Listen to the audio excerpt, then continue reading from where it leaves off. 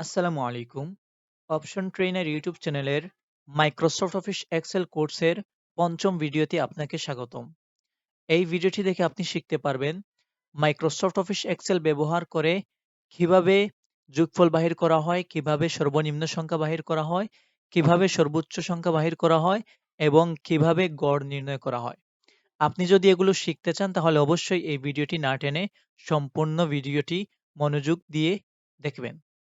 এবং আপনি যদি মাইক্রোসফট অফিস এক্সেলে নতুন হয়ে থাকেন তাহলে এই ভিডিওটি আপনার জন্য অত্যন্ত গুরুত্বপূর্ণ।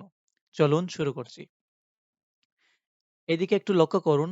এখানে এখানে কয়েকজন স্টুডেন্টের নাম লিখে আছে। ফাহাদ, ফাহিম, রাহিম এইভাবে কয়েকজন স্টুডেন্টের নাম লিখে আছে। এবং মোট ৪টি সাবজেক্টের নাম লিখা আছে অর্থাৎ বাংলা, ইংলিশ, ম্যাথ, সায়েন্স। এই ৪টি সাবজেক্ট রয়েছে এবং কোন স্টুডেন্ট কোন সাবজেক্টে কত মার্ক পেয়েছে সেই মার্কগুলো এখানে উল্লেখ করা আছে।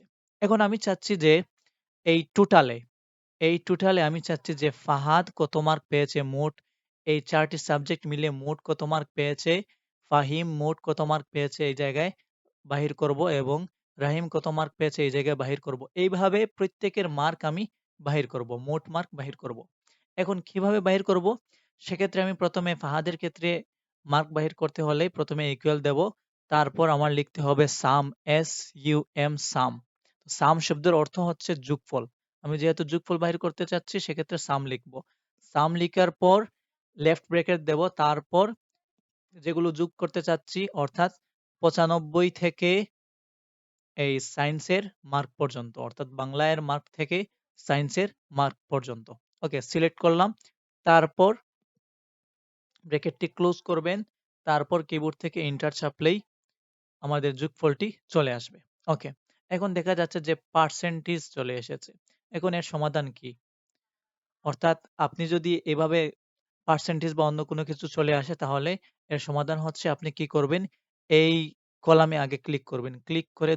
ক্লিক করার পর আপনি এই জেনারেলে যাবেন। যাওয়ার পর আপনি আবার জেনারেলে ক্লিক করবেন। তখন আপনার সমস্যাটি সমাধান হয়ে যাবে। ওকে। এখন ৩৫৮ হচ্ছে ফাহাদের মোট মার্ক। ওকে। আমি চাচ্ছি একই নিয়মে প্রত্যেকের মোট মার্ক এই সারিতে চলে আসবে। সেক্ষেত্রে আমি কি করব? এই যে ছোট্ট অপশনটি আছে এই অপশনে একসাথে ২ টি ক্লিক করব। একসাথে ২ টি ক্লিক করলেই অটো আমাদের প্রত্যেকটি স্টুডেন্টের মোট মার্ক অটো চলে আসবে। ওকে, এখন আমরা মিনিমাম মানে সর্বনিম্ন মার্কটা আলাদা করব। অর্থাৎ আমি চাচ্ছি যে বাংলা থেকে সায়েন্স পর্যন্ত এই ৪ টি বিষয়ে সর্বনিম্ন কত মার্ক পেয়েছে? এই ফাহাদ সর্বনিম্ন কত মার্ক পেয়েছে সেটি বাহির করতে চাচ্ছি। সেক্ষেত্রে আমি প্রথমে ইকুয়াল লিখব। তারপর আমার লিখতে হবে মিন, MIN, মিন। তারপর ব্র্যাকেট, তারপর এই বাংলার মার্ক হতে আইসিটির বাংলার মার্ক হতে সায়েন্সের মার্ক পর্যন্ত সিলেক্ট করব। তারপর ব্র্যাকেটটি ক্লোজ করব এবং কিবোর্ড থেকে এন্টার চাপলেই সর্বনিম্ন মার্ক কত সেটি চলে আসবে অর্থাৎ ৭৮। ইংলিশে ৭৮ পেয়েছে সেজন্য ৭৮ এসেছে। ওকে। এখন যদি আমি এই ছোট্ট অপশনটিকে একসাথে ২ বার ক্লিক করি সেক্ষেত্রে আমার প্রত্যেক ছাত্রের আ সর্বনিম্ন মার্কটি চলে আসবে। ওকে। এখন আমরা সর্বোচ্চ মার্ক বাহির করব। সেক্ষেত্রে আমি প্রথমে লিখব ইকুয়াল, তারপর ম্যাক্স, MAX, ম্যাক্স লিখব। তারপর লেফট ব্র্যাকেট, তারপর এই বাংলার মার্ক হতে সায়েন্সের মার্ক পর্যন্ত সিলেক্ট করব। তারপর কি করব? ব্র্যাকেটটি ক্লোজ করব এবং কিবোর্ড থেকে এন্টার চাপবো।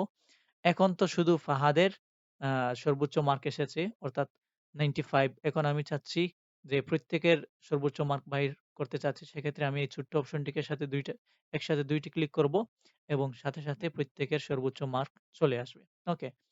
এখন আমি চাচ্ছি যে এভারেজ মানে গড় মার্ক। এখন প্রত্যেক ছাত্রের গড় মার্ক কত সেটি বাহির করব। সেক্ষেত্রে আমি প্রথমে ইকুয়াল দেব, তারপর এভারেজ লিখব। AVERAGE, average. তারপর ব্র্যাকেট লেফট, তারপর এই বাংলার মার্ক হতে সায়েন্সের মার্ক পর্যন্ত সিলেক্ট করব। তারপর ব্র্যাকেটটি ক্লোজ করব এবং কিবোর্ড থেকে এন্টার চাপবো। ওকে। তাহলে ফাহাদের গড় মার্ক হচ্ছে আ 89.5। এইভাবে প্রত্যেকের যদি আনতে চাই সেক্ষেত্রে আমি এই ছোট্ট অপশনটিকে ক্লিক করব একসাথে ২ টি।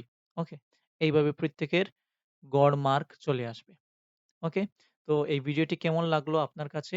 যদি ভালো লেগে থাকে তাহলে অবশ্যই কমেন্টে জানাবেন এবং পরবর্তী ভিডিওগুলো পেতে চ্যানেলটিকে সাবস্ক্রাইব করে রাখুন এবং আপনি যদি মাইক্রোসফট অফিস এক্সেল এর সকল কাজ শিখতে চান তাহলে অবশ্যই এই চ্যানেলটিকে ঘুরে আসুন।